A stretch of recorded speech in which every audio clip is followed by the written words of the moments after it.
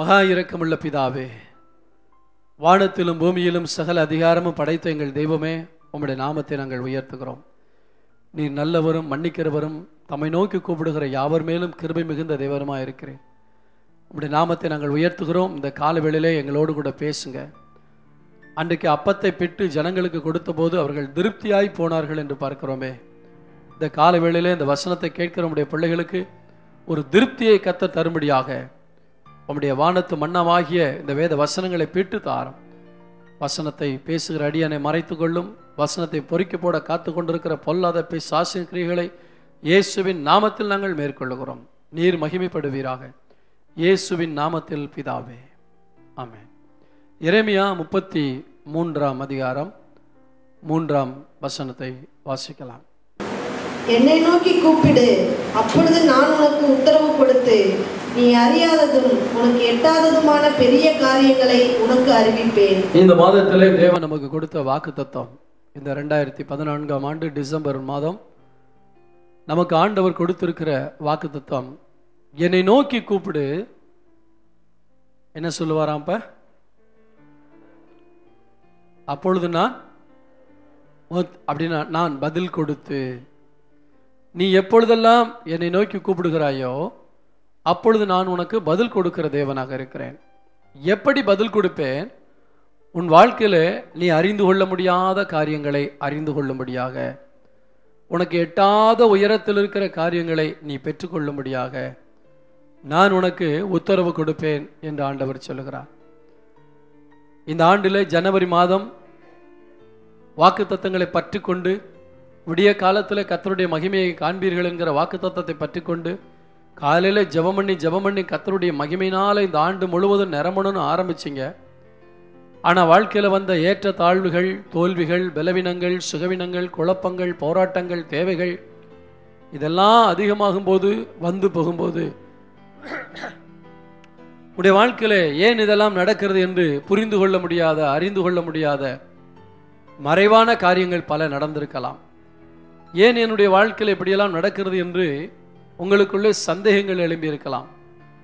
சந்தேகங்களாகவே இராதபடிக்கு அந்த சந்தேகங்களை தூக்கி எறிந்துவிட்டு நீங்கள் ஜெபம் பண்ணி இருப்பீர்கள் என்றால் என்றைக்கோ ஆண்டவர் உங்களுக்கு பதில் கொடுத்திருப்பார்.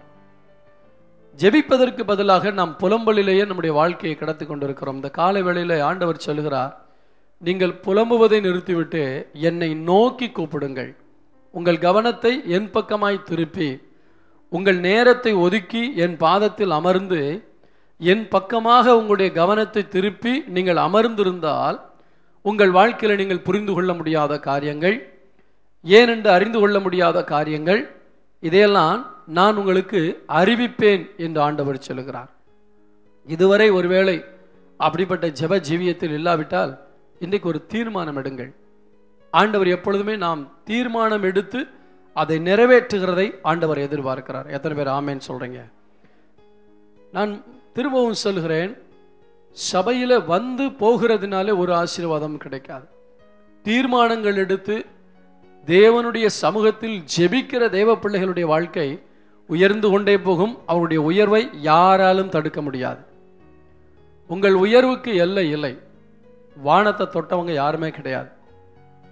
ஆனால் ஆண்டவர் ஒரு மனிதனை உயர்த்த நினைத்தால் அவர் உயர்த்தி கொண்டே போவார். சொல்லுகிறார், நீ என்னை நோக்கி கூப்பிடு. அப்படி என்றால் என்ன அர்த்தம்? நீ ஜெபம் பண்ணு. ஜெபம் பண்ணாமலே கிறிஸ்தவ வாழ்க்கை வாழ பழகிட்டோம். பல ஆண்டுகள் ஆனாலும் எனக்கு என்ன ஒரு வருத்தம்னா, ஜெபத்தினுடைய அவசியத்தை தெரிஞ்சும் இன்னும் ஜெபிக்காம இருக்குமே நம்முடைய துணிகரம் எவ்வளவு அதிகம். ஜெபித்தால் பலன் உண்டு என்று தெரிந்தும் நாம் ஜெபிக்காமல் இருக்கிறோமே. எத்தனை ஊழியக்காரர்கள் என்ன ஜெபித்து என்ன பிரயோஜனம்? எவ்வளவு பெரிய வல்லமையான ஊழியக்காரனுக்கு நீங்க ஜெப குறிப்பை எழுதி போட்டு என்ன பிரயோஜனம்? ஆண்டவர் சொல்கிறார், அடுத்தவர்கள் உனக்காக ஜெபிப்பதல்ல, நீ ஜெபிக்கும் போது நான் வானத்தின் பலகணிகளை திறப்பேன். முழங்கால் படியிட்டு ஜெபிக்க கற்றுக்கொள்ள வேண்டும். எனவே யாரெல்லாம் ஜெபிக்கிறார்களோ அவர்களுக்கு தேவன் வெளிப்பாடுகளை தருவார், பதிலை தருவார். இங்கே உட்காரும் போது உங்களுக்குள்ள அந்த பிரசங்கத்தை கேட்கும்போது உடனே இன்னிலிருந்து உடனே நான் ஜெபிக்கணும்னு தீர்மானம் எடுப்பீங்க. இங்க இருக்கிற வரைக்கும் தான் அந்த உணர்ச்சி இருக்கும். உணர்ச்சி வசப்பட்டு எடுக்கிற தீர்மானம் அல்ல, உணர்வின் அடிப்படையில் எடுக்கிற தீர்மானம், உண்மையின் அடிப்படையில் எடுக்கிற தீர்மானம். ஐயோ ஜெபிக்க வேண்டும் என்று கர்த்தர் கட்டளையிட்டு இருக்கிறாரே, எனக்கு 1000 வேலை இருந்தாலும் நான் என்ன செய்யணும், ஜெபம் பண்ண வேண்டும் என்று நீங்கள் ஜெபத்துக்கு உங்களுடைய வாழ்க்கையை அர்ப்பணிக்கும் பொழுது மட்டும்தான் ஆண்டவர் உங்களை ஆசீர்வதிக்கிறதை பார்ப்பீர்கள். இன்றைக்கு சபையில 2 கூட்டம் இருக்கிறது. ஒரு கூட்டம் பலர் சாட்சி சொல்றதை பார்க்கும்போது, ஆமா இவங்க சொல்றாங்க, என் வாழ்க்கையில் ஒன்றும் நடக்க மாட்டேங்குது, இவங்க சொல்றதெல்லாம் உண்மைதானா என்றெல்லாம் சந்தேகங்கள் வரும். ஏனென்றால் நாம் ஜெபிக்காமலே வாழ்ந்து கொண்டிருக்கிறோம். உங்களுடைய உடல் உழைப்பு, உங்களுடைய திறமை, உங்களுடைய ஞானம், இவைகளின் அடிப்படையில் என்ன சம்பாத்தியம் கிடைக்கிறதோ அந்த சம்பளத்தை வைத்து நீங்கள் இதுவரை வாழ்ந்து கொண்டிருக்கிறீர்கள். ஆனால் ஆண்டவருக்காக நீங்கள் எழும்பி சேவை செய்யும் போது, ஆண்டவருடைய பாதத்தில் ஜெபிக்கும் போது தேவனுடைய ஆசீர்வாதங்கள் உங்களுக்கு வந்து சேரும். கரங்களை தட்டி கர்த்தருடைய நாமத்தை மகிமைப்படுத்துவோம். எனவே உலக மனிதனைப் போலவே உங்கள் உழைப்பில் மட்டும் வாழ்கிற நாட்கள் அல்ல, அந்த ஆசீர்வாதம் அல்ல. தேவனை நம்பி ஜெபிக்கும் போது ஆண்டவர் உங்களுடைய ஆசீர்வாதத்துக்குரிய வழிகளை தேவன் திறந்து கொடுக்கிற தேவனாக இருக்கிறார். ஒரு அல்லேலூயா சொல்லுவோமா? சத்தமா சொல்லுவோமா? நாம் அறியாத காரியங்களை ஆண்டவர் நம்முடைய வாழ்க்கையில நமக்கு வெளிப்படுத்துகிற தேவனாக இருக்கிறார். இந்த வருஷத்தின் கடைசியிலாவது, நான் அடிக்கடி சொல்லுவேன், இந்த டிசம்பர் மாதம் 31ஆம் தேதி கடைசி நேரத்தில் நீங்கள் மனம் திரும்புறது கள்ளத்தனமான மனம் திரும்புறதால தான் இருக்குமே தவிர உண்மையான மனம் திரும்புதலாக இருக்காது. எப்படியாவது புது வருஷத்தில் ஆண்டவர் என்னை ஆசீர்வதித்தா போதும் அப்படின்னு கடைசி நேரத்தில் அந்த பூச்சாண்டி காட்டுற பிரசங்கம் நிறைய சபைகளில் உண்டு. அந்த கடைசி நேரத்தில் அவசர அவசரமாக ஆண்டவரே நான் புது வருஷத்துலேருந்து எப்படியாவது ஜெபம் பண்ணுவேன், என்ன ஆசீர்வதிங்கன்னா அந்த அவசர ஜெபத்தை பார்த்து தேவன் மயங்க மாட்டார். அதுக்கு தான் எப்போவுமே நம்ம சபையில் டிசம்பர் மாதம் முழுவதும் நம்மை ஆராய்ந்து பார்ப்பதற்குரிய மாதமாக இருக்கும். சில சபைகளில் கடைசி 3 நாள் உபவாச ஜெபம் வச்சு சுத்திகரிப்புமாங்க. அது முக்கியம் இல்லை. இந்த மாதத்திலிருந்தே நம்மை ஆராய்ந்து பார்க்க வேண்டும். இந்த மாதத்திலிருந்தே இந்த 11 மாதங்களை நான் எப்படி செலவிட்டேன், நான் ஆண்டவருக்காக என்ன செய்தேன், எப்படியெல்லாம் ஊழியம் செய்தேன் என்பதை நீங்கள் கால்குலேட் பண்ணி அதில் தோல்வி அடைந்திருப்பீர்கள் என்றால், ஆண்டவரே நான் புது ஆண்டுக்குள்ளே போவதற்கு முன்பாக இப்பொழுதே தொடங்க விரும்புகிறேன், 1ஆம் தேதி அல்ல, இப்பொழுதிருந்தே அதை நான் பிராக்டிஸ் பண்ண விரும்புகிறேன். எத்தனை பேர் தொடங்க போறீங்க? ஆமென். அந்த புது வருஷம் ஆராதனை ஆசீர்வாதமாக இருக்கணும்னா கடைசி நேரத்தில் அவசர அவசரமாக பண்ணுற ஜெபம் அல்ல, ஆற அமர ஆண்டோடைய பாதத்தில் அமர்ந்து ஜெபிக்கிற ஜெபங்களை தேவன் எதிர்பார்க்கிறார். அல்லேலூயா சொல்லுவோமா? சில விசுவாசிகளை பார்த்துருக்கேன், எல்லா வாரமும் வருவாங்க. ஆனால் நான் பர்டிகுலராக சிலரை நோட் பண்ணிக்கிட்டு இருக்கேன், ஃபர்ஸ்ட் வீக் மட்டும் வரமாட்டாங்க. ஏன்னா கம்யூனியன் எடுக்கணுமே, கம்யூனியன் எடுக்காட்டா பாஸ்ட் ஏன்னு கேட்பாரு. ஏன்னா வாழ்க்கையில் பாவம் மறுபடியும் உள்ளே வந்துருச்சு. எனக்கு தெரியும் பலரை பற்றி. ஆனால் அந்த கம்யூனியன் சர்வீஸில் மட்டும் டேக்கா கொடுத்துட்டு ஓடிடுவாங்க. ஒரு நாள் பரலோகம் உங்களுக்கு கதவை மூடிவிடும். இப்போ விளையாட்டாக இருக்கலாம், ஆனால் ஒரு நாள் பரலோகம் சொல்லும், நீ எத்தனை முறை என்னுடைய பந்தியை அல்ல தட்டி விட்டு போனாய். நன்றாக கவனிங்கள், இந்த பந்தி என்பது கர்த்தர் நமக்கு கொடுப்பது. ஆமேன் சொல்லுவோமா? என் மாம்சத்தை புசித்து என் இரத்தத்தில் பானம் பண்ணுகிறவனுக்கு நித்திய ஜீவன் உண்டு. இது கர்த்தருடைய பந்தி. இந்த பந்தியில பங்கு பெறும்போது இது வேண்டாம் என்று எழுந்து போகிறீர்களே, இதை நீங்கள் அசட்டை பண்ணுகிறீர்கள். இந்த பந்தியை அசட்டை பண்ணிவிட்டு பரலோகத்துக்கு போய்விடலாம் என்று நினைக்கக்கூடாது. உங்கள் வாழ்க்கையில் தவறு இருக்குமானால் ஆண்டவரிடத்தில் ஒப்புரவாகி ஆண்டவரிடத்தில் மன்னிப்பு கேட்டு வர வேண்டும். அதே சமயத்தில் நீங்கள் மாசத்துக்கு ஒரு நாள் மட்டும் பந்திக்காக மட்டும் வந்தீங்கன்னா இந்த பந்தியை நான் கொடுக்க மாட்டேன், அது யாராக இருந்தாலும் சரி. இதனுடைய மேன்மை மகிமை என்ன என்பதை நாம் அறிந்திருக்க வேண்டும். எனக்கு அன்பான கர்த்தருடைய பிள்ளைகளே, இந்த பந்தி ஆண்டவர் கொடுக்கிற பந்தி. நான் சொல்கிறேன், உங்களை என்னுடைய வீட்டுக்கு வரவேற்று நல்ல விருந்து வைக்கும்போது நான் கொடுக்கிற விருந்தை அல்ல தட்டிவிட்டு நீங்கள் போவீர்கள் என்றால் உங்கள் மேல் எனக்கு அன்பு வருமா? உங்களுக்காக தயாரிக்கப்பட்ட விருந்து, உங்களுக்காக சிரத்தை எடுத்து சிரமம் எடுத்து தயாரிக்கப்பட்ட உணவு, நீங்கள் அதை அசட்டை பண்ணிவிட்டு போகும் பொழுது பந்தியை அல்ல, அந்த பந்தியை கொடுக்கிற நபரை அசட்டை பண்ணுகிறீர்கள். எனவே கர்த்தருடைய பந்தி என்று சொல்லும்போது நிறைய பேர் எந்திரிச்சு போறீங்களே, அதனுடைய ரகசியம் என்ன தெரியுமா? இதற்கும் எனக்கும் சம்பந்தம் இல்லை, பரலோகம் செல்லும் உனக்கும் எனக்கும் சம்பந்தம் இல்லை. சீக்கிரத்தில் முழுகி ஞானஸ்நானம் பெற்று கர்த்தருடைய பந்தியிலே பங்கு பெற நீங்கள் உங்களை அர்ப்பணித்து விடுங்கள். கிறிஸ்மஸ் ஆராதனையில் அன்றைக்கே அல்லது புது வருஷ ஆராதனையில் நமக்கு ஞானஸ்நான ஆராதனை இருக்கிறது. அதிலே வந்து கலந்து கொள்ளுங்கள். இந்த பந்தியை அசட்டை பண்ண வேண்டாம். எனவே இப்பொழுதிருந்தே அதற்காக ப்ரிப்பேர் பண்ணி கொண்டே போக வேண்டும். ஆண்டவரே, நான் எனக்கு கிடைத்திருக்கிற இந்த ஒரு மாதம் டிசம்பர் மாதம் அளவும் என்னை ஆராய்ந்து பார்க்கிறேன். இதுவரைக்கும் அடுத்தவங்களை ஆராய்ஞ்சு பார்த்து இவங்கள்ட்ட என்ன குறை அவங்கள்ட்ட என்ன குறைன்னு அடுத்தவங்களை நோண்டி நோண்டி நோண்டி நோண்டி ஆராய்ஞ்சதெல்லாம் போதும். இப்போ என்னை ஆராய்ந்து பாருமா ஆண்டவரே. வேதனை உண்டாக்கும் வழி என்னிடத்தில் உண்டோ என்று என்னை சோதித்து பாரும் என்று உங்களை சோதித்து பாருங்க, பரலோகம் போய் சேருவீங்க. அடுத்தவங்களை சோதிச்சு பார்க்காதீங்க. ஆண்டவர் சொல்லுகிறார், நீ ஜெபிக்கும் போது நீ அறியாத காரியங்களை நான் உனக்கு வெளிப்படுத்துவேன். சீக்கிரமாக சில காரியங்களை நான் உங்களுக்கு சொல்ல விரும்புகிறேன். ஆதியாகமத்தின் புத்தகம் 16ஆம் அதிகாரம் 11ஆம் வசனத்தை வாசிக்கலாம். பின்னும் கர்த்தருடைய தூதனானவர் அவளை நோக்கி, நீ கர்ப்பவதியாய் இருக்கிறாய், ஒரு குமாரனை பெறுவாய். கர்த்தர் உன் அங்கலாய்ப்பை கேட்டபடியினால் அவனுக்கு இஸ்மவேல் என்று பெயரிடுவாயாக. அவன் துஷ்ட மனுஷனாய் இருப்பான். அவனுடைய கை எல்லாருக்கும் விரோதமாகவும் எல்லாருடைய கையும் அவனுக்கு விரோதமாகவும் இருக்கும்.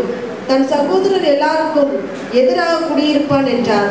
அப்பொழுது அவள், என்னை காண்பவரை நானும் இவ்விடத்தில் கண்டேன் அல்லவா என்று சொல்லி 10ஆம் வசனத்தை வாசிக்கலாம். பின்னும் கர்த்தருடைய தூதனானவர் அவளை நோக்கி, உன் சந்ததியை மிகவும் பெருக பண்ணுவேன், அது பெருகி எண்ணி முடியாதா இருக்கும். பாருங்கள், தன்னுடைய வாழ்க்கையில சாராளுக்கு பிள்ளை இல்லை என்று அறிந்து ஆகார் ஆபிரகாமுக்கு மனைவியாக கொடுக்கப்படுகிறாள். அப்படி கொடுக்கப்பட்ட போது கர்ப்பவதியாகிவிட்டாள். கர்ப்பவதியான உடனே தன்னுடைய எஜமாட்டியை அற்பமாய் எண்ணினாள். நல்ல கவனிங்க விசுவாசிகள், அடுத்தவங்களுக்கு இல்லாத ஆசீர்வாதம் உங்களுக்கு வந்துருச்சுன்னா உங்களுக்குள்ள பெருமை வந்து அடுத்தவங்களை அற்பமா நினைச்சிடக்கூடாது. உங்களுக்கு இல்லாத ஆசீர்வாதம் அவங்களுக்கு வேணும்னு சொல்லி அக்கறையோட ஜெபிக்கிற ஆட்களா இருக்கணும். அதான் நல்ல குணம். நமக்கு இல்லாத ஆசீர்வாதம் அடுத்தவங்களுக்கு வந்துருச்சுன்னா நம்ம ஏங்க கூடாது. ஆண்டவரே, அவர்களை ஆசீர்வதிச்சிங்களே தோத்துறோன்னு சொல்லுங்க. உங்களை ஆண்டவர் ஆசீர்வதிக்கும் போது உங்களுக்குள்ள பெருமை வந்துடக்கூடாது. ஆண்டவரே, எனக்கு கொடுத்த ஆசீர்வாதத்தை என் சகோதரிக்கு என் சகோதரருக்கு தாங்க ஆண்டவரேன்னு சொல்லணும். சாராளுக்கு இல்லாத ஆசீர்வாதம் ஆகாருக்கு கிடைத்த போது அவள் தன்னுடைய எஜமாட்டியை அற்பமா எண்ணினாள். அவள் கொஞ்சம் கடினமாக நடத்த ஆரம்பிச்சா. சூழ்நிலை மோசமாயிடுச்சு. இப்போ இருக்கிறதுக்கு இடம் இல்லை, வீட்டை விட்டு ஓட ஆரம்பிச்சிட்டான்.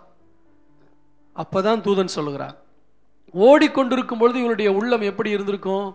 ஏன் தான் ஆபிரகாமுக்கு நான் மனைவியானனோ, அந்த சாராளுடைய சொல்ல கேட்டு ஏன் தான் நான் இப்படி ஒரு பிள்ளையை பெற்றெடுக்க துணிந்தேனோ, இப்போ வயிற்றுல பிள்ளை இருக்கு, வீட்டில் வாழ முடியலை, ஒரே போராட்டம் பிரச்சனை, என் எதிர்காலம் எப்படி இருக்குமோ என்று ஒரு இருள் சூழ்ந்த லோகத்தில் வாழ்வது போல அவள் வாழ்ந்து கொண்டிருக்கிறாள். அந்த நேரத்தில் தேவன் அவளை பார்த்து, நீ கவலைப்படாதேன்னு சொல்லி அவள் அறியாத ஒரு காரியத்தை கர்த்தர் சொல்லுகிறார். இந்த குழந்தை சாதாரண ஒரு குழந்தை இல்லை, இந்த குழந்தை வளர்ந்து வரும், இது பெரிய சந்ததியாக மாறும், அவங்கள நான் ஆசீர்வதிப்பேன் என்று அவள் அறியாத பகுதி. அவள் அறிந்த பகுதி என்ன? நான் இருக்கிற வீட்டிலே பிரச்சனை, நான் இருக்கிற என்னுடைய எஜமாட்டி என்னை வேதனைப்படுத்துகிறாள், ஏன் தான் நான் இந்த காரியத்தை செய்ய துணிந்தேனோ என்று நடந்த காரியங்கள், நடைபெற்று கொண்டிருக்கிற காரியங்கள், இவைகளை நினைத்து வேதனைப்பட்டு கொண்டிருக்கிறாள். இந்த வயிற்றுல ஒரு குழந்தை மட்டும் இல்லாட்டா எப்படியோ நான் வாழ்ந்திருக்கலாமே, இந்த குழந்தையும் வயிற்றுல சுமந்துக்கிட்டு நான் இப்படி இருக்கேன் என்று வேதனையோடு இருக்கிறாய். ஆனால் ஆண்டவர் சொல்கிறார், நீ அறிந்த காரியத்தை நினைத்து வேதனைப்படுகிறாய், நீ என்னிடத்தில் ஜெபிப்பாயானால் நீ அறியாத காரியத்தை நான் உனக்கு வெளிப்படுத்துவேன். இங்கே உட்கார்ந்திருக்க உங்கள் வாழ்க்கையில நடந்த காரியங்கள், நடைபெற்று கொண்டிருக்கிற காரியங்கள் வேதனை கொடுக்கலாம், மன உளைச்சலை கொடுக்கலாம், சங்கடத்தை கொடுக்கலாம். ஆண்டவர் சொல்கிறார், நீ என்னிடத்தில் ஜெபம் பண்ணினால் உன்னுடைய வாழ்க்கையின் எதிர்காலம், நீ அறியாத பகுதியை நான் உனக்கு வெளிப்படுத்தி காட்டுவேன். சத்தமா வரமாட்டேங்குது. செய்தியை கேட்குறீங்களா? செய்தியை உணர்றீங்களா? அப்ப ஆகார் அறியாத ஒரு பகுதி என்ன? உன் மகனும் ஒரு ஜாதியாவான், அவனையும் நான் பெரிய ஆளா மாத்த போறேன், அவன் ஒரு சந்ததியாக இருப்பான், அவனுடைய சந்ததியில் அவன் ஒரு தலைவனாக இருப்பான். பாருங்க, ஆண்டவர் அவள் அறியாத ஒரு பகுதியை வெளிப்படுத்தின உடனே மறுபடியும் என்ன சொல்றாரு? நீ இதனால சூழ்நிலைக்கு பயந்து ஓட பார்க்காத, இப்ப இருக்கிற இடம் கஷ்டம்தான், உன் நாச்சியார் உன்னை கடினமாக வேலை வாங்குகிறாள், உண்மைதான், உனக்கு இக்கட்டு இருக்கிறது, பிரச்சனை இருக்கிறது, போராட்டம் இருக்கிறது உண்மைதான். ஆனால் ஓட பார்க்காதே, ஒரு எதிர்காலத்தை நான் உனக்கு வைத்திருக்கிறேன். ஆமீன் சொல்லுவோமா? எனவே இருக்கிற இடத்தை விட்டு ஓடுவதற்கு நாம் அவசரப்படக்கூடாது. சில ஆட்கள் வேலை ஸ்தலத்தில் சில உபத்திரம் வந்த உடனே அந்த வேலையை விட்டு வேற வேலைக்கு போகணும்னு பார்ப்பாங்க. நான் சொல்றேன், நீங்க போற இடத்துலையும் ஒரு பிரச்சனை வந்துச்சுன்னா என்ன பண்ணுவீங்க? இருக்கிற இடத்துல இருக்கிற பிரச்சனையை பார்த்து ஓடுறதுக்கு நம்ம ஆசைப்படக்கூடாது. ஆண்டவர் நமக்கு நாம் அறியாத ஒரு வாழ்க்கையை வைத்திருக்கிறார். இதுக்கு நீங்க ஜெபம் பண்ணணும்.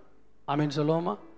ஜெபம் பண்ணினால் நீங்கள் அறியாத ஒரு பகுதியை கர்த்தர் உங்களுக்கு காட்டுவார். ஆகாரை பார்த்து சொல்கிறார், நீ கர்ப்பவதியா இருக்கிறாய், ஒரு குமாரனை பெறுவாய் என்று ஆண்டவர் சொல்கிறார். இதே அதிகாரத்தில் நீங்கள் இந்த ஆதியாமத்தின் புத்தகத்திலே நீங்கள் பார்க்கும்போது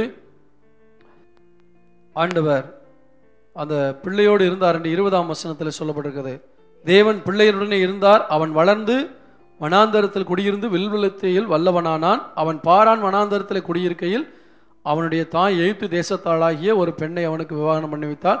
இப்படியே வரும்போது இவனுடைய சந்ததி ஒரு பெரிய சந்ததியாக மாறிவிட்டது. ஆமீன் சொல்லுவோமா? அப்ப பாருங்க, என் வாழ்க்கை எப்படி இருக்குமோ என்று நினைத்தவள் ஒரு பெரிய சந்ததிக்கு தாயாக அவள் மாறிவிட்டாள். அப்ப நீங்க அறியாத ஒரு பகுதி உங்க வாழ்க்கையில இருக்கு. அறிந்ததை நினைத்து நடந்ததை நினைத்து நீங்கள் வேதனைப்பட்டு கொண்டிருக்கீர்கள். ஃபாதர் பாடினார், நடந்ததை நினைத்து கலங்காதே, கடந்ததை மறந்துவிடு, கர்த்தர் புதியன செய்திடுவார். கரங்களை தட்டி கர்த்தருடைய நாமத்தை மயப்படுத்துவார். நடந்த காரியங்களையே யோசிக்க கூடாது. அது நல்ல காரியம் நடந்திருக்கலாம், கெட்ட காரியம் நடந்திருக்கலாம், பிரச்சனை நடந்திருக்கலாம். நடந்த காரியங்களை யோசித்து கொண்டே நீ இருக்காதே. நான் நீ அறியாத ஒரு வாழ்க்கையை உனக்கு வைத்திருக்கிறேன். ஆமென். இரண்டாவதாக ஆண்டவர் அறியாத காரியத்தை வெளிப்படுத்துகிறதை பாருங்கள். எதிர்காலம் எப்படி இருக்குமோ என்று அங்கலாய்த்த ஆகாருக்கு அறியாத காரியத்தை வெளிப்படுத்தினார். ஆதியாமத்தின் புத்தகம் 41ஆம் அதிகாரத்தில் முதல் சில வசனங்களை வாசிங்க. 2 வருஷம் சென்ற பின்பு பார்வோன் ஒரு சொப்பனம் கண்டான். அது என்னவென்றால், அவன் நதி எல்லையிலே நின்று கொண்டிருந்தான். அப்பொழுது அழகு புஷ்டியுமான 7 பசுக்கள் நதியிலிருந்து ஏறி கவனிங்கள். இது நிறைய வசனங்கள் நிறைய இருக்கு. பார்வோன் படுத்திருக்கும் போது ஒரு சொப்பனம் காண்கிறான். என்னன்னா, அழகான புஷ்டியான 7 காளைகள், அப்படிதானே போட்டிருக்கு, பசுக்கள். 7 பசுக்கள் நல்ல புஷ்டியா, நல்ல கொழு கொழு கொழு கொழுன்னு வளர்ந்து வருது. ரொம்ப சந்தோஷமா பார்த்துக்கிட்டே இருக்கான். அப்படியே கனவு தொடருது. என்னன்னா, அதற்கு பின்பு வேற 7 பசுக்கள் எழும்பு ரொம்ப கேவலமா, பஞ்சத்தில் அடிபட்ட மாதிரி, இப்ப சாகலாமா நாளைக்கு சாகலாமாங்கிற நிலைமையில அந்த பசுக்கள் என்ன செய்ததாம், கொழுமையான பசுக்களை அடித்து புசித்ததாம். ஆனாலும் அது அப்படியே தான் இருந்ததாம். விழித்து கொண்டான், மறுபடியும் படுக்கிறான். அதுக்கப்புறம் 7 நல்ல கதிர்கள், மணிகள் நிறைந்திருக்கிற கதிர்களை சொப்பனத்தில் பார்க்கிறான். அப்புறம் சாவியான கதிர்கள்னா அதுல மணிகள் இல்லாமல் வெறும் அது பதர் மட்டும் இருக்கக்கூடிய கதிர். இந்த கதிர்கள் அந்த 7 கதிர்களையும் விழுங்கி போட்டது. ஆனாலும் அப்படியே இருந்தது. இது அவனுக்கு ஒண்ணுமே புரியல. ஆனால் இதை அறிந்த யோசேப்பு அதற்கு விளக்கம் கொடுத்த போது அவன் புரிந்து கொண்டான். என்ன, நான் அறிந்த நாட்கள் எகிப்தினுடைய செல்வ செழிப்பின் நாட்கள். நான் அறிந்த நாட்கள், நான் என்னுடைய திறமையினால் என்னுடைய ஞானத்தினால் இந்த எகிப்து சாம்ராஜ்யத்தை நன்றாய் நடத்தி கொண்டிருக்கிறேன் என்று நினைக்கிற நாட்கள். ஆனால் நீ நினைக்காத ஒரு ஆபத்து வரப்போகிறது, நீ நினைக்காத ஒரு பஞ்சம் வரப்போகிறது என்று அவன் அறியாத ஒரு காரியத்தை கர்த்தர் அவனுக்கு வெளிப்படுத்தினார். ஆமென் சொல்லுவோமா? அன்பான கர்த்தருடைய பிள்ளைகளே, அறியாத எதிர்காலத்தை வெளிப்படுத்துகிறார். நம்முடைய எதிர்காலத்தில் என்ன நடக்கும் என்பதையும் தேவன் வெளிப்படுத்துகிறார். நீங்க ஜெபம் பண்ணீங்கன்னா உங்க வாழ்க்கையில நடைபெறக்கூடிய காரியங்களுக்கு இப்பவே அது நடக்காதபடிக்கு அல்லது நடந்தால் எப்படி நடந்து கொள்ள வேண்டும் என்கிற ஞானத்தை கர்த்தர் உங்களுக்கு கொடுக்க வல்லவராக இருக்கிறார். ஐயோ, எனக்கு இது முன்னாடியே தெரிஞ்சிருந்தா நான் கொஞ்சம் சுதாரிச்சிருப்பனே. எத்தனை பேர் ஆமான்னு ஒத்துக்கிறீங்க? எனக்கு இது முன்னாடியே தெரிஞ்சிருந்துச்சுன்னா நான் போய் மாட்டிருக்க மாட்டானே, நான் கொஞ்சம் சுதாரிச்சிருப்பனே. ஆண்டவர் சொல்றார், நீ ஜெபம் பண்ணா நீ சுதாரித்துக் கொள்வதற்குரிய வெளிப்பாடுகளை நான் உனக்கு கொடுப்பேன். ஜெபிக்கிறவங்களுக்கு எப்பவுமே கர்த்தர் வெளிப்பாடு கொடுப்பார். நான் ஒரு இடத்துல பிரசங்கம் பண்ணேன். அந்த சபையில் அந்த பாஸ்டர் கொஞ்சம் படிக்காதவர். நான் பிரசங்கம் பண்ண போயிருந்தேன். அப்போ அந்த ஜனங்களை பார்த்து சொன்னேன், இந்த பாஸ்டரை விட பணக்காரர் இங்கே உட்காந்துருக்கீங்க, இந்த பாஸ்டரை விட அதிகம் படித்தவங்க இங்கே உட்காந்துருக்கீங்க. இந்த பாஸ்டருடைய ஸ்டேட்டஸை விட அதிகமான ஸ்டேட்டஸில் இருக்கவங்க இருக்கீங்க. உங்கள் பார்வையில் இந்த பாஸ்டர் ரொம்ப சின்னவர், ஏன்னா அவருக்கு படிப்பு கிடையாது, அவருக்கு ஞானம் கிடையாது. ஆனால் ஒன்று, நீங்கள் அறியாத ஒரு பகுதி இந்த பாஸ்டருக்கு இருக்கு, தேவனோடு வாழ்கிற ஒரு வாழ்க்கை. ஆமீன் சொல்லுவோமா? நீங்கள் அறியாத ஒரு வாழ்க்கை இந்த பாஸ்டருக்கு இருக்கு, என்னன்னா தேவனோடு வாழ்கிற வாழ்க்கை. அதில் தான் இங்கே இருக்கிற அத்தனை பேரையும் கர்த்தர் ஊழியக்காரனை தூக்கி சாப்பிட்டு போயிடுறாரு. ஆமீன் சொல்லுவோமா? அப்போ நீங்களும் தேவனோடு சஞ்சரிப்பீர்கள் என்றால் நீங்கள் அறியாத ஒன்றை கர்த்தர் வைத்திருக்கிறார். அதனால வெளிப்பிரகாரமாக யாரையும் பார்த்து இடப்படக்கூடாது. அவங்க ஜெபம் பண்ணாங்கன்னா கர்த்தர் அவங்க வாழ்க்கையை மாற்ற வல்லவராக இருக்கிறார். ஒருத்தன் பாவத்தில் விழுந்துட்டான், அவனை அடுத்த நாள் பார்க்கும்போது பாவியாக பார்ப்போம். சமுதாயம் அவனை பாவின்னு சொல்லிக்கிட்டு இருக்கோம். அவன் விழுந்த அன்னைக்கே நைட்டு போய் ஆண்டவரே நான் தெரியாதனமாக பாவம் பண்ணிட்டேன், என்னை மன்னிங்கப்பான்னு சொல்லி ஆண்டவர்கிட்ட அழுது இருப்பான். ஆண்டவர் அவன் பாவத்தை மன்னிச்சு கடலின் ஆழத்தில் போட்டிருப்பாரு. ஆனால் மனுஷன் கண்ணு எப்படி தான் பார்க்கும்? அவன் பாவி, அவன் பாவி, அவன் பாவி. ஆனால் ஆண்டவர் அவன் பாவத்தை மன்னிச்சு அவனுக்கு அறியாத காரியத்தை வெளிப்படுத்தி அவனை பெரிய ஆளாக மாற்றிட்டு போவார். நம்ம என்ன சொல்லுவோம்? தப்பு பண்ணுறவன்லாம் நல்லா இருக்கான். கர்த்தர் அவன் தவறை மன்னித்து அவனை ஏற்றுக்கொண்டு அவனை உயர்த்தி கொண்டு இருக்கிறார். உங்கள் பார்வையில் ஒரு நாள் பார்த்ததை வச்சு அவன் வாழ்க்கையே அவ்வளோதான் நினைக்கிறீங்க. ஆனால் கர்த்தர் அவனுடைய அந்தரங்க ஜீவியத்தில் அவன் தேவனோடு ஜெபிப்பதை பார்க்கிற தேவனாக இருக்கிறார். எனவே உங்கள் வாழ்க்கையில் அறியாத காரியங்களை அறிந்து கொள்ள வேண்டுமா? ஜெபியுங்கள். எதிர்காலத்தில் எப்போ பஞ்சம் வரும்னு தெரியாது. இப்போ கை நிறையா உங்களுக்கு சம்பளம் கிடைக்குது, தாம் தீம்னு செலவழிக்காதீங்க. ஒரு நாள் ஒரு தேவை வரும். கர்த்தருக்கு ஸ்தோத்திரம்டாக ஒரு தேவை வரும். அப்போ நீங்கள் நடுத்தருவில் நிற்கக்கூடிய நிலைமை வரக்கூடாது. அந்த பஞ்சம் வரும்போது நீங்கள் எப்படி நடந்து கொள்ள வேண்டும் என்கிற ஞானத்தை கர்த்தர் வெளிப்படுத்த வல்லவராக இருக்கிறார். இந்த பஞ்சங்கிற வார்த்தையை நான் பயன்படுத்துறதை விட இப்போ இருக்கிறத விட அதிகமான தேவைகள் வரும்பொழுது நீங்கள் தள்ளாடாதபடிக்கு, நீங்கள் எங்கே போய் கடன் வாங்கலான்னு சொல்லி தள்ளாடாதபடிக்கு கர்த்தர் அதற்குரிய வழிமுறைகளை இப்பொழுதே சொல்லிக் கொடுக்க வல்லவராக இருக்கிறார். ஆமேன்னு சொல்லுங்களேன். அப்போ நீங்கள் ஜெபிக்க ஜெபிக்க மகனே இதை கொஞ்சம் எடுத்து வைய அப்படிம்பார். என் வாழ்க்கையில் நான் பார்த்துருக்கேன். சில பணங்கள் வரும் பொழுது, ஏதாவது எதேட்சியாக எனக்கு அதிகமான திடீரென்று ஏதாவது காணிக்க வரும் பொழுது ஆண்டவர் சொல்ல இதை தொடவே தொடாத, ஓரமாக எடுத்து வை அப்படிம்பார். அவர் எப்போ தொட சொல்கிறாரோ அப்போ பெரிய ஒரு தேவையோடு நான் இருந்திருப்பேன். இதுக்கு தான் நான் எடுத்து வைக்க சொன்னேன். இதெல்லாம் தேவனிடத்தில் ஜெபிக்கும் போது தேவன் நம்முடைய வாழ்க்கையிலே செய்கிறார்.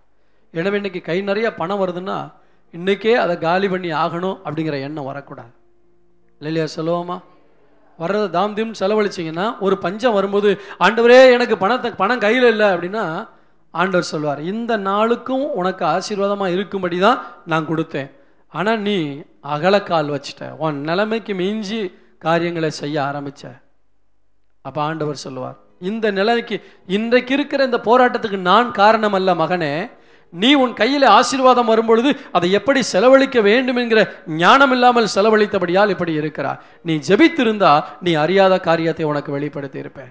7 வருடத்துக்கு நல்ல ஆசீர்வாதம் வரப்போகுது, நீ தாம் தீம் செலவழிச்சிடக்கூடாது. ஏன்னா அடுத்து 7 வருஷம் கழிச்சு பஞ்சம் வரப்போகுது, அதுக்குரிய காரியங்களை சேர்த்து வை.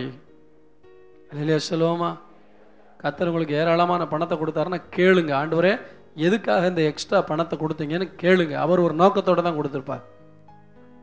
இல்லையா சொல்லுங்களேன்? அவர் ஒரு நோக்கத்தோடு கொடுப்பார். எப்போ இந்த பணம் செலவழிக்கப்படணுங்கிறது அவர்கிட்ட கேளுங்க. கையில் வந்த உடனே மனசில் தோன்றதை எல்லாம் செலவழித்து முடிச்சிடக்கூடாது. கர்த்தருக்கு ஸ்தோத்திரம்டாக. ஆண்டவர் உங்களை ஆசீர்வதிப்பாராக. 3ஆவதாக நேபுகாத்நேச்சாருடைய வாழ்க்கையில் தானியேல் 2ஆம் அதிகாரத்தில் தன்னை விட பெரிய ஆள் கிடையாது, தான் தான் பெரிய கில்லாடின்னு நினைச்சுக்கிட்டு இருந்தான். அந்த நேபுகாத்நேச்சாருடைய பாபிலோன் சாம்ராஜ்யம் தான் இருக்கிறதுல பெரிய சாம்ராஜ்யம், என்னை விட்ட ஆளே கிடையாது என்று அவன் நினைத்து கொண்டிருந்தான். ஆனால் ஆண்டவர் அவனுக்கு எதிர்காலத்தை குறித்து வெளிப்படுத்தினார். என்ன தெரியுமா? நீ அறியாத ஒரு பகுதி இருக்கு. இப்போ நான் தான் எல்லாமே நினைக்கிற, இப்போ மீசையை முறுக்கிக்கிட்டு அலையாதப்பா, உனக்கு பின்னாடி அடுத்த சாம்ராஜ்யம் வரப்போகுது. ஒரு அலையிலே சொல்லுவோமா? நமக்குள்ளே நம்மளை விட்ட ஆள் கிடையாது அப்படிங்கிற ஒரு எண்ணம் நமக்குள்ளே என்ன செய்யக்கூடாது. இந்த திருவொட்டியூர் சர்ச்சுக்கு ஜெபராஜா விட்டால் வேறு பாஸ்டர் கிடைக்காதுன்னு நான் நினச்சேன்னா ஆண்டவர் சொல்லுவார், ஏய் உனக்கு பின்னாடி இன்னொருத்தனை வச்சுருக்கேன் அப்படிம்பாரு. இல்லையா சொல்லுவோமா? ஊழிய பொறுப்புகளை உங்களுக்கு கொடுக்கும்போது நம்மளை விட்டால் வேறு ஆள் கிடையாதுன்னு நினைக்கக்கூடாது. ஏன்னா உங்களுக்கு பின்னாடி உங்களை உள்ள திறமையான ஆட்களை 10 பேரை கர்த்தர் எங்கேயாவது வச்சிருப்பார். அல்லையா சொல்லுவோமா? எனவே நமக்கு கிடைக்கிற எந்த பொறுப்பா இருந்தாலும், எந்த வேலையா இருந்தாலும், எந்த ஊழியமா இருந்தாலும் கர்த்தர் கொடுத்திருக்கிறார் என்கிற தாழ்மையின் சிந்தையோடு கூட நம்ம செய்து கொண்டே இருப்போம்னா அது நிரந்தரமா நம்ம பின்னாடி வந்து கொண்டே இருக்கும். ஆனா நேபுகாத்நேச்சார் நினைச்சான், எனக்கு கிடைத்திருக்கிற வல்லமை, எனக்கு கிடைத்திருக்கிற ராஜ்யம், எனக்கு கிடைத்திருக்கிற திறமை இதெல்லாம் காலாகாலமா இருக்கும்னு நினைச்சான். கர்த்தர் ஒரு சொப்பனத்தை கொடுத்தாரு. நீ அறியாத அடுத்து மேதிய பெர்சிய சாம்ராஜ்யம் வரப்போது, உன் சாம்ராஜ்யம் அழிய போகுது. எத்தனை சாம்ராஜ்யம் எழுப்பினாலும் கடைசியில கைகளால் பேர்க்கப்படாத ஒரு பெரிய கல் உருண்டு வந்து ஆளப்போ, அதான் இயேசுவின் ராஜ்யம். இல்லையா சொல்லுவோமா? அறியாத காரியங்கள். இன்றைக்கு இருக்கிற பணத்தை வைத்துக்கொண்டு இன்றைக்கே செலவழிக்க வேண்டும் நினைக்காதீங்க. அறியாத ஒரு பஞ்ச காலம் வரலாம். பஞ்சம் வரும்னு நான் சொல்லலை, பஞ்சம் என்பதை விட தேவைகள் அதிகமாய் வரலாம். இரண்டாவதாக, இன்றைக்கு கர்த்தர் உங்களுக்கு கொடுத்திருக்கிற மேன்மை தாழ்ந்து இதை நினைத்து பெருமைப்பட்டு விடாதீர்கள். நமக்கு அடுத்து ஒரு ஆளை நமக்கு பின்பாக கர்த்தர் வைத்திருப்பார். இப்படி ஏராளமான அறியாத காரியங்களை தேவன் வெளிப்படுத்தி கொண்டே இருக்கிறார். இது மட்டுமல்ல, எதிர்காலத்தில் என்ன நடக்கும் என்பதை தேவன் வெளிப்படுத்துவது மட்டுமல்ல, உங்களுடைய வாழ்க்கையில கடன் பிரச்சனையில் இருக்கலாம். தீராத கடன், வாங்குற சம்பளம் எல்லாம் வட்டிக்கே போயிடுது, கடனை அடைக்க முடியல, வட்டியே கட்டிக்கிட்டு இருக்க. இந்த நிலைமை எப்பத்தான் தீரும்? ஜெபம் பண்ணுங்க, கர்த்தர் வழி சொல்லுவார். 2 ராஜாக்களின் புத்தகம் 4ஆம் அதிகாரத்தில் முதல் சில வசனங்களை வாசிக்கலாமா? வேகமாக எடுத்து வாசிங்க. தீர்க்கதரிசிகளுடைய புத்திரரில் ஒருவனுக்கு மனைவியாய் இருந்த ஒரு ஸ்திரீ எலிசாவை பார்த்து அடியானாகிய என் புருஷன் இறந்து போனான், உமது அடியான் கர்த்தருக்கு பயந்து நடந்தான் என்பதை அறிவீர். கடன் கொடுத்தவன் இப்போது என் 2 குமாரனையும் தனக்கு அடிமையிலாக்கி கொள்ள வந்தான் என்றான். எலிசா அவளை நோக்கி, நான் உனக்கு என்ன செய்ய வேண்டும்? வீட்டில் உன்னிடத்தில் என்ன இருக்கிறது சொல் என்றான். அதற்கு அவள், ஒரு குடம் எண்ணெய் அல்லாமல் அந்த அடியானுடைய வீட்டில் வேறொன்றும் இல்லை என்றாள். அப்பொழுது அவன், நீ போய் உன்னுடைய அயல் வீட்டுக்காரர் எல்லாரிடத்திலும் அநேக வெறுப்பாத்திரங்களை கேட்டு வாங்கி உள்ளே போய் உன் பிள்ளைகளுடன் உள்ளே நின்று கதவை பூட்டி அந்த பாத்திரங்கள் எல்லாவற்றிலும் பார்த்து நிறைந்ததை ஒரு பக்கத்தில் வை என்றான். அவன் அவளிடத்திலிருந்து போய் தன் பிள்ளைகளுடன் கதவை பூட்டி கொண்டு இவர்கள் பாத்திரங்களை அவளிடத்தில் கொடுக்க அவள் அவைகளில் வார்த்தாள். அந்த பாத்திரங்கள் நிறைந்த பின் அவள் தன் மகன் ஒருவனை நோக்கி, இன்னும் ஒரு பாத்திரம் கொண்டு வா என்றாள். அதற்கு அவள், வேற பாத்திரம் இல்லை என்றான். அப்பொழுது எண்ணெய் நின்று போயிற்று. தன்னுடைய வாழ்க்கையில தீராத ஒரு கடன் பிரச்சனையில ஒரு ஊழியக்காரனுடைய மனைவி, அந்த நாட்களில் தலைமை ஊழியக்காரனாக இருந்த, இந்த நாளில் சொல்லணும்னா பிஷப்பு அல்லது சீஃப் பாஸ்டர், சீனியர் பாஸ்டர், அவர் தான் எலிசா. அந்த எலிசாட்ட போய் சொல்றா, என் புருஷன் தெய்வ பக்தி உள்ளவன் தான், ஆனா எப்படியோ கடன்காரனா மாறிட்டான். கவனிங்க, தெய்வ பக்தி உள்ளவன் தான், கர்த்தருக்கு பயந்தவன் தான், ஆனால் எங்க வாழ்க்கையில சரியான வருமானம் இல்லாதனால அவர் கடன் வாங்கிட்டு எங்களுக்கு அவர் சேர்த்து வச்ச சொத்தெல்லாம் கடன் தான். ஆனா இப்ப கடன் கொடுத்தவன் என்ன சொல்கிறான்? ஒன்று கடனை திருப்பி கொடு, இல்லாவிட்டால் உன் பிள்ளைகள் 2 பேரும் எனக்கு அடிமையாக விற்று போடு என்று சொல்கிறான். இக்கட்டான சூழ்நிலை, இருக்கிற பிரச்சனை இவளுக்கு தெரிகிறது, ஆனால் என்ன செய்வதென்று தெரியவில்லை. நேர ஊழியக்காரன்ட்ட போறா. கர்த்தருக்கு ஸ்தோத்திரம், ஆண்டவர் அவள் அறியாத ஒரு காரியத்தை வெளிப்படுத்துகிறான். நீ அறிந்த பிரச்சனை உனக்கு தெரியும், ஆனால் நீ அறியாத ஒரு பரிகாரத்தை கர்த்தர் வைத்திருக்கிறார். என்ன பரிகாரம்? ஆண்டவர் அங்கே சொல்கிறார் ஊழியக்காரன் மூலமாக, உன்னிடத்தில் என்ன இருக்கிறது? ஒரு கலசம் எண்ணெய் மாத்திரம் இருக்கிறதா? பக்கத்து வீட்டுக்காரங்கள்ட்ட எல்லாம் பானையை வாங்கிட்டு வந்து இதில் இருக்கிறத எடுத்து ஊத்து. நீங்களா இருந்தால் என்ன நினச்சிருப்பீங்க? இப்போ உதாரணத்துக்கு லைலா சிஸ்டர் வந்து என்கிட்ட சொல்கிறாங்க, பாஸ்டர் கடன் பிரச்சனை தாங்க முடியல, எல்லாம் நெருக்கிறாங்க பாஸ்டர். நான் கேட்குறேன், உங்கள் வீட்டில் பானையில் என்ன இருக்குது? பாஸ்டர் எங்கள் வீட்டில் பானையில் ஒரு 5 கிலோ அரிசி இருக்குது. சரி, உங்கள் தெருவில் அந்த சுப்பிரமணிய நகரில் இருக்க ஆட்களை எல்லாம் கூட்டிகிட்டு வந்து அவங்க வீட்டில் எல்லார் வீட்லையும் பெரிய பெரிய பாத்திரம் வாங்கிட்டு வந்து இந்த அரிசியெல்லாம் தூக்கி போடுங்கன்னா என்னை பார்ப்பாங்க.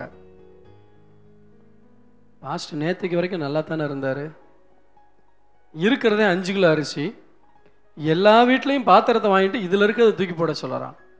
தேவன் சொல்லுகிற ஆலோசனை உங்களுக்கு புரியாமல் இருக்கலாம், ஆனால் கீழ்ப்படிஞ்சு பாருங்க, ஆசீர்வாதம் வரும். அல்லேலூயா சொல்லுவோமா? அறியாத காரியத்தை, நீ அறிந்த கடன் உனக்கு தெரிகிறது, அறிந்த பிரச்சனை உனக்கு தெரிகிறது.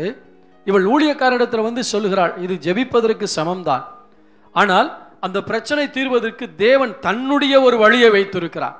நீங்க 1000 காரியங்களை, இந்த லோனை வாங்கி அந்த கடன் அடைக்கலாம், அந்த லோனை வாங்கி இந்த கடன் அடைக்கலாம், இதை தவிர உங்களுக்கு என்ன தெரியும்? இதை வாங்கி அதை அடைக்கலாம், இதை வாங்கி அதை அடைக்கலாம், இப்படியே ரொட்டேட் பண்ணிக்கிட்டே இருக்கலாம். இதுதான் நமக்கு தெரிஞ்சது. ரொட்டேட் பண்றது இல்லைங்க, அந்த கடனை ஃபினிஷ் பண்ணக்கூடிய கிருபை ஆண்டவர் நமக்கு கொடுக்கிற தேவனாக இருக்கிறார்.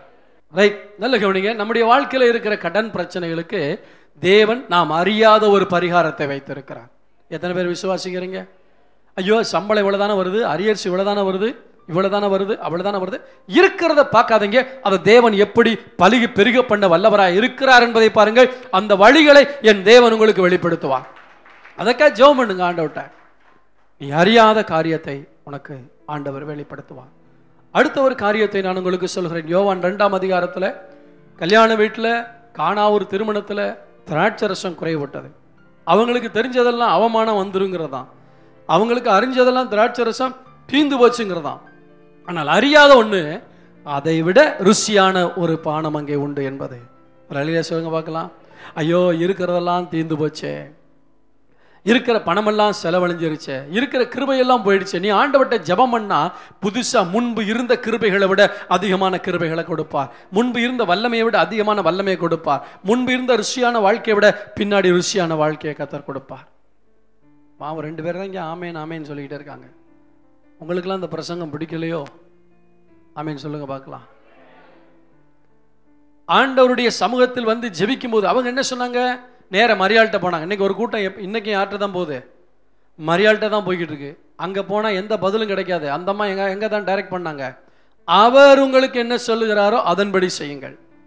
இப்ப ஆண்டவர்கிட்ட வந்ததுக்கப்புறம் அவர் சொல்றாரு, நீங்க நம்ப முடியாத காரியத்தை சொல்லுவாரு. கால் கழுவுறதுக்கு வச்சிருக்கிற இந்த தண்ணி ஜாடி இருக்க, அதுல இருக்க தண்ணி எடுத்து கொண்டு போய் பந்தியில விடு. ஐயா, என்ன சொல்றீங்க? வீட்டில் தண்ணி பானை உள்ள இருக்கு, அந்த தண்ணியை கொண்டு போனா எல்லாரும் கௌரவமா நினைப்பாங்க. கால் கழுவுற தண்ணி கேவலமானதாச்சு. நான் சொல்றதாச்சு. புரிந்ததோ புரியலையோ கீழ்ப்படிஞ்சு பாருங்க, ஆசீர்வாதம் வரும். நீங்கள் அறியாத காரியத்தை கர்த்தர் உங்களுக்கு வெளிப்படுத்துவார். பிரச்சனைகள், பஞ்சம், அங்கே கடன், இங்கே பற்றாக்குறை. ரெண்டுக்கு வித்தியாசம் புரியுதா உங்களுக்கு? அங்கே கடன் பிரச்சனை, அதை அடைப்பதற்கு இருக்கிறதை வைத்து ஆண்டவர் அந்த கடனை அடைக்க உதவி செய்தார். இங்கே பற்றாக்குறை, எங்கேயும் ஜீபூம்பான்னு மேஜிக் செய்யல, அங்கேயும் தண்ணி இருந்துச்சு, அந்த தண்ணியை தான் பயன்படுத்தணும். உங்கள்கிட்ட என்ன இருக்கோ அதை பயன்படுத்துவார் கர்த்தர். அல்லையா சொல்லுங்களேன். அதனால இவ்வளவு தானே இருக்கு அப்படிங்காதீங்க, அதுதான் பெருசா மாறப்போகுது. பற்றாக்குறை, 5 அப்பம் 2 மீன். புதிய ஏற்பாட்டிலையும் இது எம்மாத்திரம், இவ்வளவு பேருக்கு முன்பாக வைப்பதற்கு இது எம்மாத்திரம். நீ உன் கையில இருக்கிறத கணக்கு போடாத, அதை ஆசீர்வதிக்க தேவன் வல்லவர். இந்த 5 அப்பம் 2 மீன் 5000 பேரை போஷிக்க போகுதுங்கிற நீ அறியாத காரியத்தை உனக்கு வெளிப்படுத்துகிற தேவனாயிருக்கிறார். இல்லையே சொல்லுவோமா? அதனால உங்க கையில எவ்வளவு இருந்தாலும் அது ரொம்ப முக்கியமானது. அதைத்தான் தேவன் ஆசீர்வதிக்கிறார். அதுக்கு என்ன செய்யணும்? சம்பளம் வாங்கின உடனே சொல்லுங்க. இன்னைக்கு இதற்கு மாறா டிவியில் நிறைய செய்திகள் வருது. நீ சர்ச்சுக்கு போகாத, தசம் வாங்க கொடுக்காத, காணிக்க கொடுக்காத சொல்றவங்க சொல்லிக்கிட்டே இருக்கட்டும்.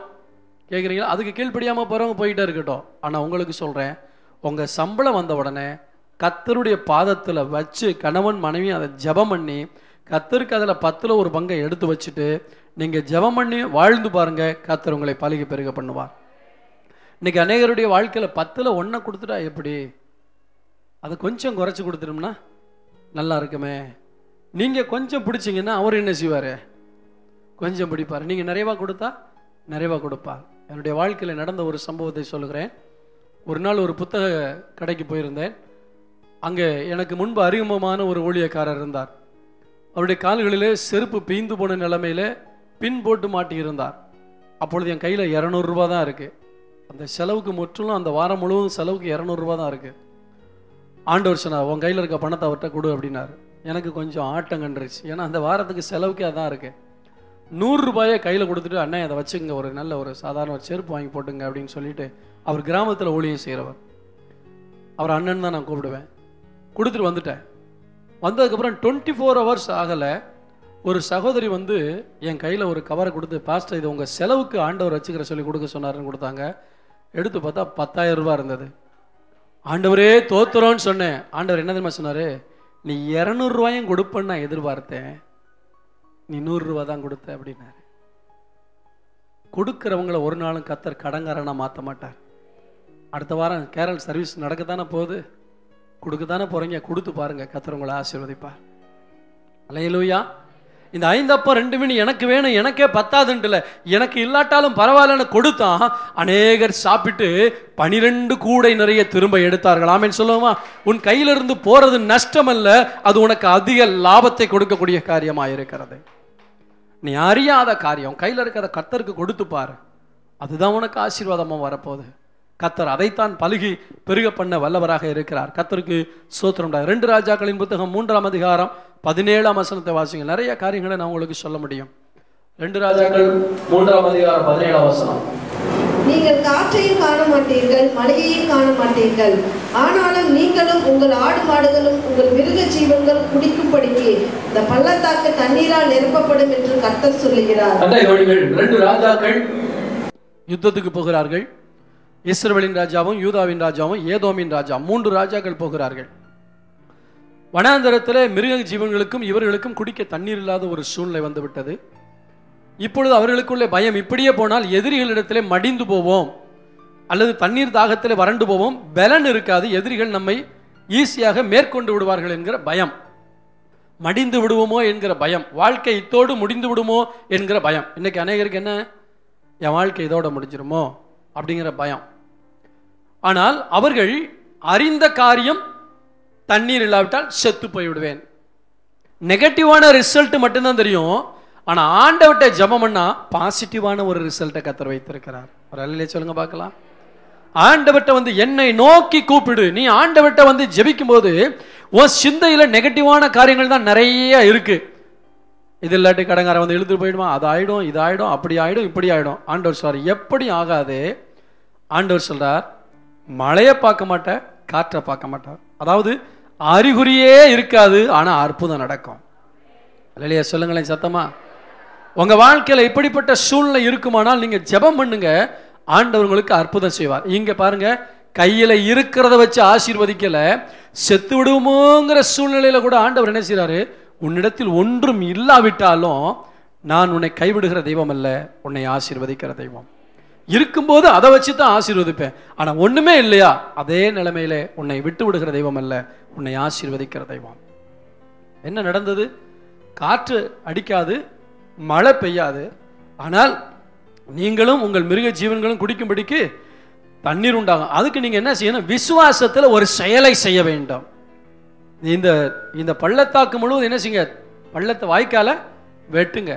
ஐயா மழை வராதுங்கிறாரு, காத்து அடிக்காதுங்கிறாரு, வாய்க்கால் வெட்ட சொல்றாரு. எப்படி நடக்கும்? நீ கேள்வி கேட்காம கர்த்தர் சொல்றது மட்டும் செஞ்சா, இதுதான் நீங்கள் அறியாத காரியத்தை கர்த்தர் உங்களுக்கு வெளிப்படுத்துறது. இப்ப போய் இந்த வெட்டாந்தரையில பள்ளம் வெட்ட சொல்றாரு, வாய்க்கால் வெட்ட சொல்றாரு.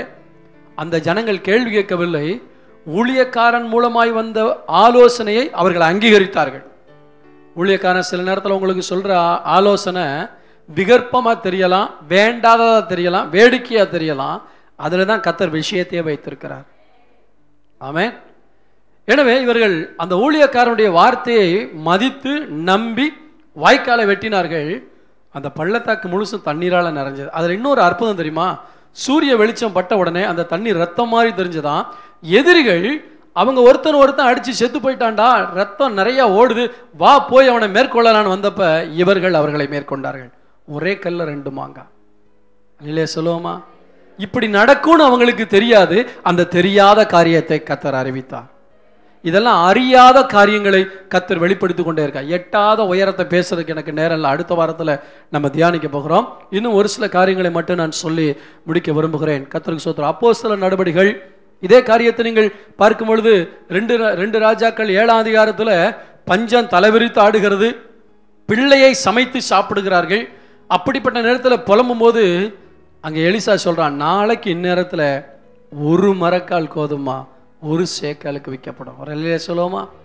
அறியாத காரியம் நடக்கவே நடக்காது. சில ஆட்கள் என்ன செய்வாங்க, ஐயோ இதெல்லாம் நடக்கவே நடக்காது. அங்க ஒருத்தர் இருந்தான், ராஜாவுக்கு கைலாகு கொடுக்கிறவன். கர்த்தர் வானத்தின் மதகுகளை திறந்தாலும் இப்படி நடக்குமோ? சில நேரத்தில் ஆண்டவர் பிரசங்கத்தின் மூலமா உங்களுக்கு அற்புதம் செய்வேன்னு சொல்லும்போது அது எப்படி நடக்கும் அப்படின்னா, அடுத்தவங்களுக்கு நடக்கிறத கண்ணால பார்ப்ப, உனக்கு நடக்கவே நடக்காது. ஏன்னா உன்னுடைய அவிசுவாசம்.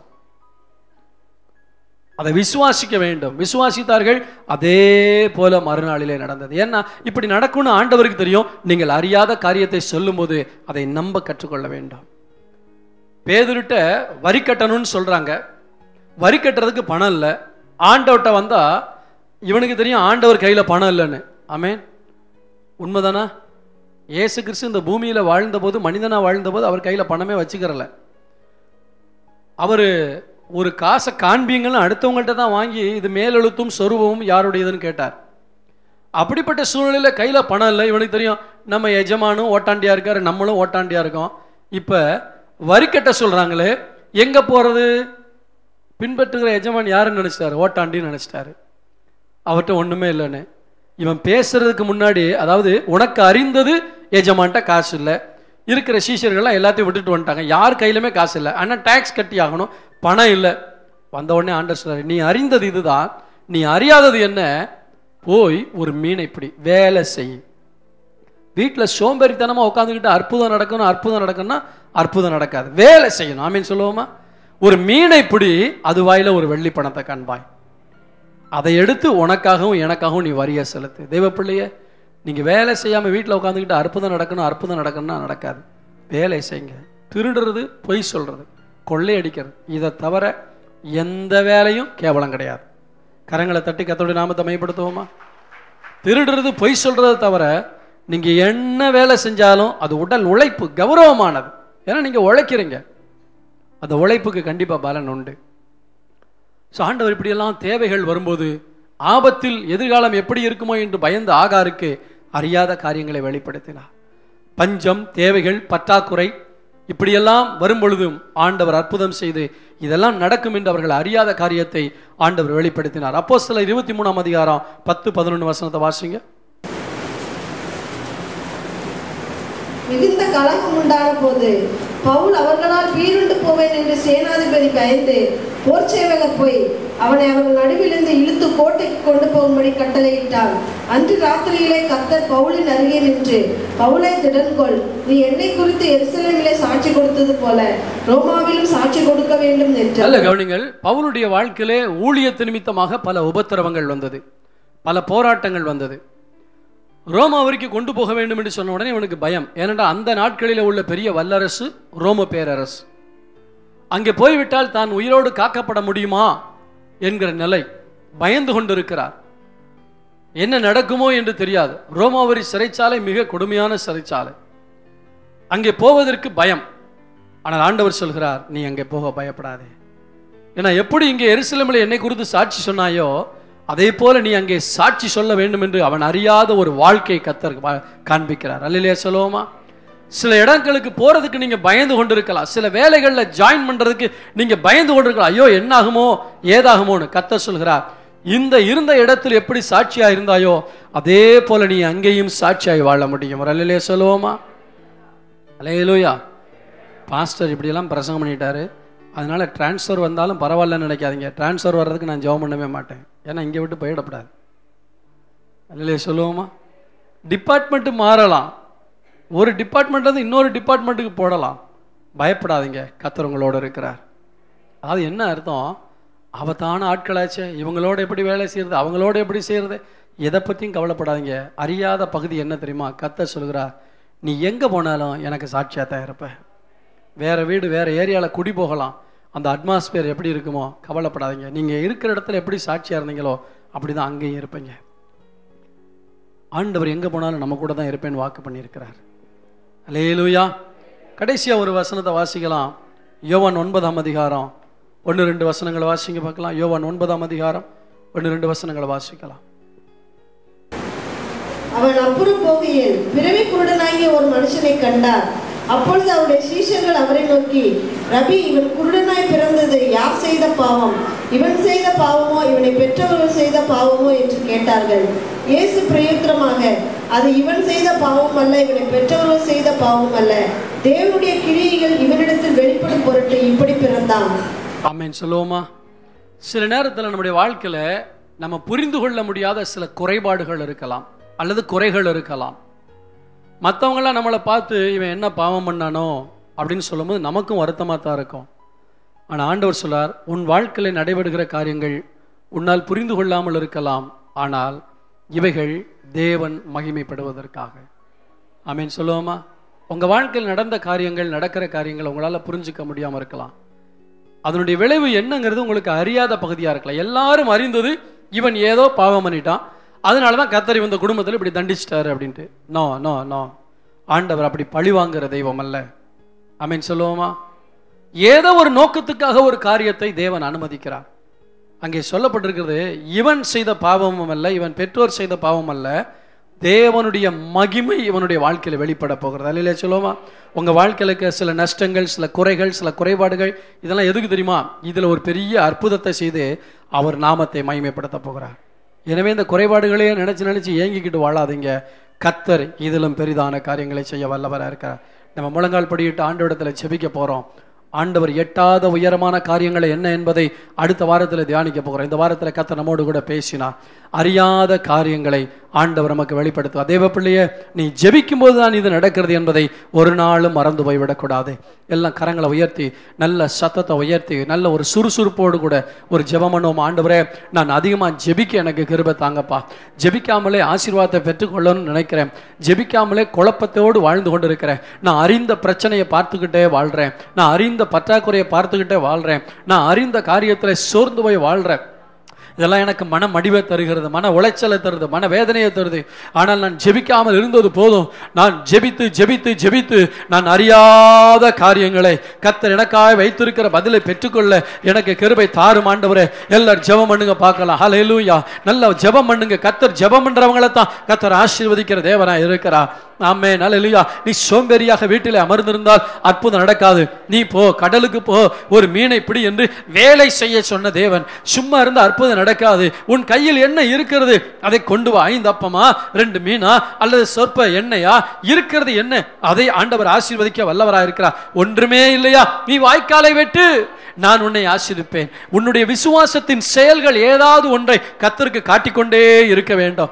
சும்மா வெறுமனே படுத்து நீ புலம்பிக் கொண்டே இருப்பதினால் எந்த அர்த்தமும் இல்லை. இதனால் பிசாசுதான் மகிமைப்படுவானே தவிர கர்த்தர் மகிமைப்பட முடியாது. புலம்புவதை நிறுத்து, கர்த்தரை மகிமைப்படுத்திக் கொண்டே இரு. ஏதாவது ஒன்றை விசுவாச செயல்களை செய்து கொண்டே இரு. நீ அறியாத காரியங்களை கர்த்தர் வெளிப்படுத்துவார். நீ புரிந்து கொள்ள முடியாத காரியங்களை வெளிப்படுத்துவார். வேண்டுவதற்கும் நினைப்பதற்கும் அதிகமான காரியங்களை கர்த்தர் செய்ய வல்லவராக இருக்கிறார். ஆண்டவர்கிட்ட ஜெபம், ஆண்டவரே என்னுடைய ஜெப குறைவை மன்னிங்க ஆண்டவரே, ஜெப குறைவை மன்னிங்க ஆண்டவரே. ஹல்லேலூயா. ஓ, பார்வோனுக்கு எதிர்காலம் எப்படி இருக்கும் என்று அவன் அறியாத காலங்களை கர்த்தர் வெளிப்படுத்தினார். நேபுகாத் நேச்சாருக்கு அறியாத காரியங்களை வெளிப்படுத்தினார். ஆகாருக்கு அறியாத காரியங்களை வெளிப்படுத்தினார். எலிசாவுக்கு அறியாத காரியங்களை வெளிப்படுத்தினார். இப்படி நாம் சொல்லிக்கொண்டே போகலாம். ஏராளமான காரியங்களை கர்த்தர் வெளிப்படுத்தி கொண்டே இருந்தார். உங்கள் வாழ்க்கையில் அவர் வெளிப்படுத்தாமல் இருப்பாரா?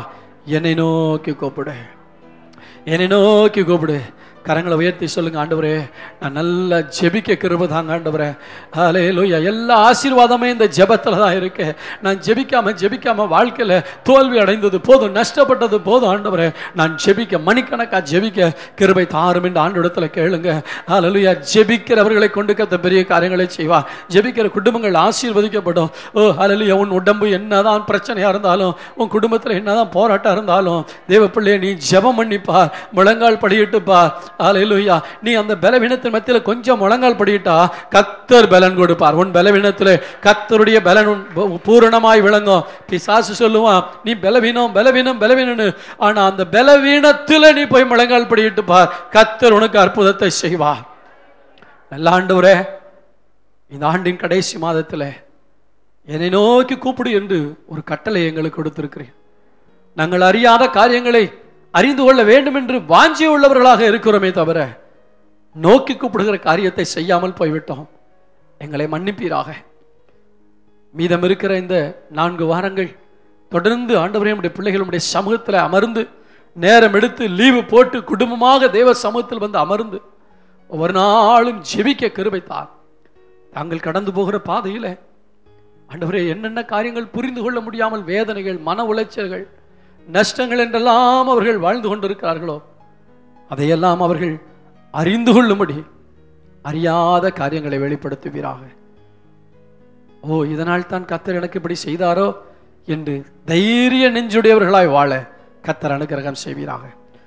உடைய வல்ல கரமுடைய பிள்ளைகள் மேல் இறங்கட்டும். ஜெபிக்க வைங்கப்பா, நல்லா உழைக்க வைங்க.